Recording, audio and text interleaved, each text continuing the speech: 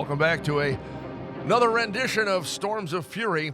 Yeah, we are always talking about what's happened in the past. So what we're going to do today is just go over this winter a little bit so far.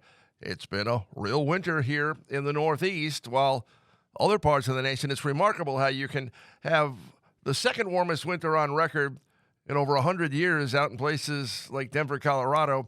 And for us, well, we tend to forget how cold it has been at times in the past, even in the not so distant past. So, this winter so far has been a little relentless with the big Arctic blast. Everything's coming down from the poles and right into our backyard. While not far away, at times it's been very mild. The bottom line is, so far, our winter here in Connecticut, it's been much more like Eastern Canada, Quebec. And what we usually have for an average winter has been the case down south. Really awful time out of Louisiana, talking to folks down there, out of power 5, 6, 7 days from that ice storm. That was the case in Mississippi, Tennessee. There was somebody that went 10 days without power in Tennessee near Nashville. And so, not only did they get the big ice storm, but they didn't warm up. And then we got our big snowstorm here. They got the ice with that. So we didn't get the ice. So we got the snow. Half a foot, foot and a half rather. And certainly for us here in New England, that's how we roll. We rolled that huge storm across the nation. It encompassed 2,300 miles. There was a 2,300-mile winter storm warning, which is mind-boggling. But that's what happens when you bring all that cold air down. And we saw it at the beginning of winter, how the polar vortex over the last couple of years has been wound up and stuck and just going around and around and around, and all the cold air just staying up there. And then all of a sudden, going into this winter, we could see how it was elongating and relaxing. And when that happens, the cold air is allowed to sink, and it sinks south. And it all depends on what the weather pattern setup is around the globe. There are so many indices, factors that we look at to see where are they. Madden-Julian oscillation in the Indian Ocean. What phase is that in? If it's in phase 1 or 8, usually means a lot of cold comes here. If it's in a different phase, that usually means something different for us. But you've got to take that with the Arctic oscillation, Pacific Decadal oscillation, the North Atlantic oscillation, all these different oscillations. How are they set up? The seasons are very short. So you get to a winter season, and if all the pieces of the puzzle aren't lined up, well, you can end up with the other extreme, like we've had the last couple of years, where it's in the 40s and 50s most of the time, and the snow isn't there much at all. So last two winters, we had 2 to 3 weeks of winter. This winter, we're having 2 to 3 months of real winter, and it's been a little tough, especially on that heating bill. Frozen pipes and so forth. The Connecticut River is solidly frozen. Of course, you never go on a river as far as the ice goes, but it's been, for those of you with backyard skating rinks, wow, what a year. I can remember my neighbors, you could have went swimming in it in some other winters, but this one has been just great for that. Sleigh riding, cross-country skiing, snowmobiling, our amazing Chief Gil Simmons going up snowmobiling while the wind chill's like 40 below zero. That's what he does. So for winter sports enthusiasts, this has been quite a winter.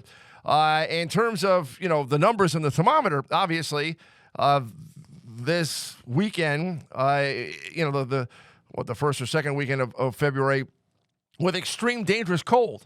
You get these shots in and they take your breath away, literally. Now, we're talking about, and keep in mind, we had one big snowstorm. Here in New England, we handle that. Second big snowstorm missed us. Now, Outer Banks of North Carolina with 1.5 feet of snow, 60-mile-an-hour winds, blizzard. I have an aunt that lives down there, Mary Catherine, and she said it was just surreal. Never had a blizzard warning put out for that, which was crazy. But again, down there out of the Tennessee Valley, the Carolinas, folks moved down there to get away from real crazy, nasty winter weather, and unfortunately, this year, it's made it all the way south into Florida. I know somebody last weekend that was at Disney World, and it was so cold on that Saturday that they couldn't go. It was just that brutal. Flakes flying around Tampa. This has been a winter that goes back to other times when we've had some really nasty conditions. The winter 77, 78, very cold. 80, 81. You'd never think that was a cold winter, but we had colder numbers on the thermometer and average numbers than what we are seeing right now, at least for December and January. Now, this February coming in around 12.5 degrees below average so far. Now, keep in mind, we're not even halfway through the month yet, and these temperatures have come up now. You know, when you talk about getting above the freezing mark, some towns in Connecticut above the freezing mark for the first time in 18, 19 days. So now as we go through the rest of the month, are we going to have a lot more cold still coming? Are the snowstorms going to keep coming? But the last time we had it this cold in February was February of 2015, when we were 13.4 degrees below average. So you can see that, you don't have to look back very far and find some really harsh winters. Since 2019 till now, the winters have been pretty easy, all things considered. Go back before 2019 to 2009, 2010 through 2017, 18. Wow, there was some really rough winters in there with a lot of snow as well. And then you go back in the 90s, 93, 94, an unbelievable winter. And of course, 95, 96, the record amount of snow in the Hartford area of 115 inches. So when you look at where we are right now, we're only about 6 inches above average for inland Connecticut. Shoreline, you're doing a lot better. You're about 15, 16 inches above average. But here we are heading for mid-February. The big question is winter going to keep on pounding, or have we broken the back of winter and things are going to change? We're going to answer that question in our third segment. Our second segment here is going to be about a storm that's down in the history books, and it happened right now 13 years ago. I'll be right back. Hi, everybody. Welcome back. Got my great producer, Juliana, next to me here, telling me that she was 11 years old when this event happened. Is that okay? I said that? 11 years old? Okay, it's okay. 11 years old. She's the same age as all my daughters who are in their 20s, and even one in early 30s now. Yeah, they grow up very fast. Something that really grew very fast was what happened 13 years ago right now. And that, of course, was the accumulating snow. Now, I go to a lot of schools around the state of Connecticut. I love going into the schools, talking to the kids. We have such a fun time. If you ever need me to do that, just contact me at joseph.furey@wtnh.com, and we can set up coming out to school and talking and having fun. I tell the story about this snowstorm because most of the kids weren't around for this one, even though it was 13 years ago. But it's when I talk about, I don't want to say unprecedented, but it's like seeing the Northern Lights that we did a couple of years ago when they were, or last May, whenever it was, where it was so vibrant and pink, and just, so for some of you, just a once-in-a-lifetime view with your naked eye. Well, this view, for us, outside of those that are, from the Great Lakes region, my counterpart at Channel 30, NBC 30, Bob Maxon, he's from up there, Oswego way, and hey, if you're from there and you live there and you experience the lake effect and so forth, well, 6 to 7 inch per hour snowfall rates are not common here in Connecticut. And every time I say 6 to 7, the kids go crazy in class. I remember the first time I did it, and I think it was a great teacher at West Shore Middle School in Milford, Ellen Connors, I believe it was her class. One of her classes, the kids all went, bah! And I was like, I don't know what was going on. And then I asked for an explanation, and there wasn't one. So anyhow, I've probably talked about that before, but anyhow. So this was February 8th and 9th of 2013. Now think about it for a minute, and look at, the 6 to 7 inch per hour snowfall rates, absolutely crazy. And to the different things that I saw during that storm, watching snowplow in Hartford, plowing in a parking lot from above and watching it go around and do stuff and then coming back around again, the same area, and literally plowing the same amount of snow just a short period later. It was a state trooper coming off an exit in Hartford, got to the exit, hit the exit, and the state trooper car with his lights on stopped dead. Couldn't move, didn't go anywhere. Had a fellow meteorologist that tried to get home that night. Spent the entire night on Interstate 91 with the plows going by and burying him and everything else. We had one of our meteorologists that went out in this and got literally buried as well. So this was a culmination of a storm system that came off the California coast, and fairly similar to what happened back in late January, early February, with the storm that dumped 18 inches of snow here. Now think about this. The storm that happened in Connecticut during early February was, 18 inches. The storm that happened on February 9th of 2013 was double the amount of snow, 36 inches. It's the all-time 24-hour snowfall record in Connecticut, in Ansonia, Connecticut, 36 inches, 3 feet in less than 24 hours. So the old record was like 20-something inches. So when you look at that, it's just absolutely mind-blowing to see what that storm system did as it came across out of the southern branch jet. It had been a very quiet winter, and then, yes, the negative North Atlantic oscillation with that northern branch jet coming in, grabbing the storm, pulling this mesoscale band of snow across parts of the state, and it was areas from New Haven County up through Hartford County, Tolland County. Those are the areas that got the 3 feet. Hamden, 40 inches of snow.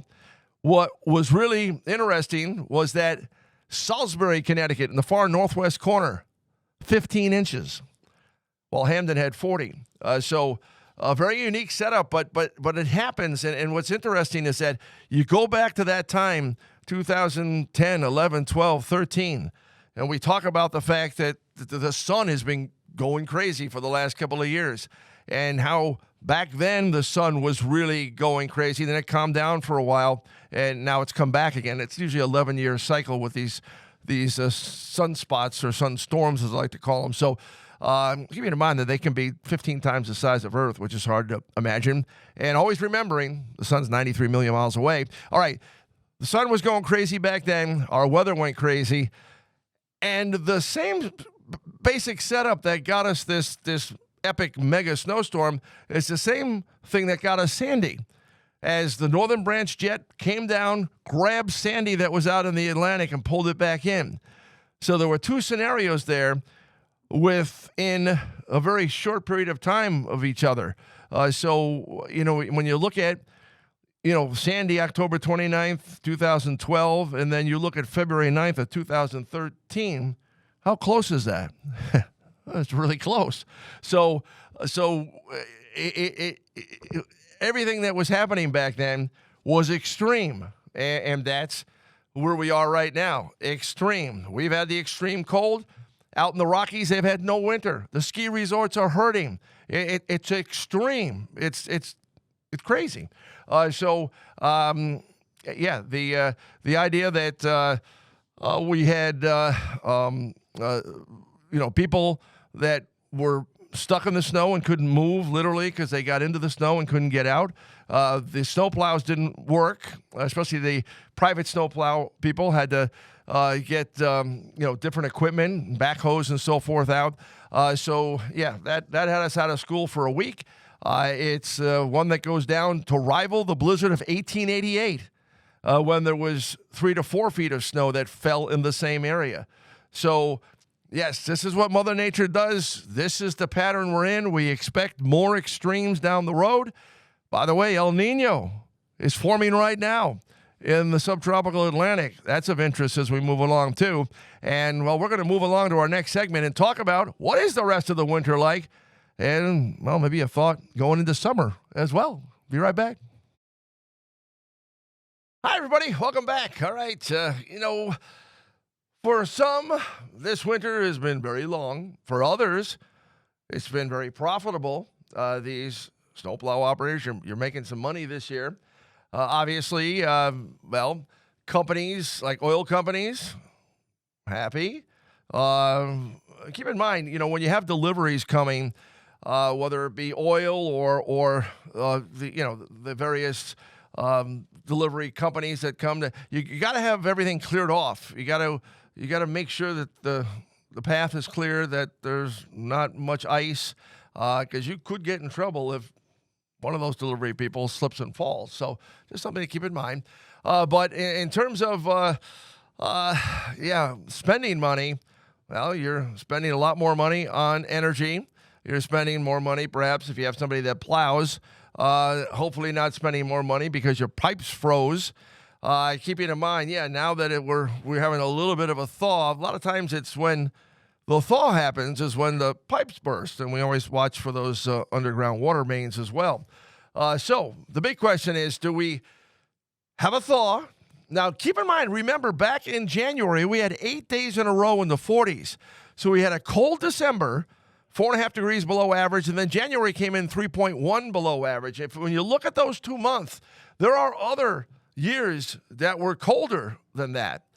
And now this month of February, as I said, is rivaling 2015 in terms of cold, but can it sustain? Are we going to, see the numbers go back down again, or do we stay seasonable? The average high this time of year is in the mid and upper 30s, and the average low is in the upper teens and low 20s from north to south. So, if we were at those numbers right now, those numbers sound really good to us. Other numbers that we look at, obviously, as we work our way through the second half of February into March, the snowfall numbers. What are we going to do with that?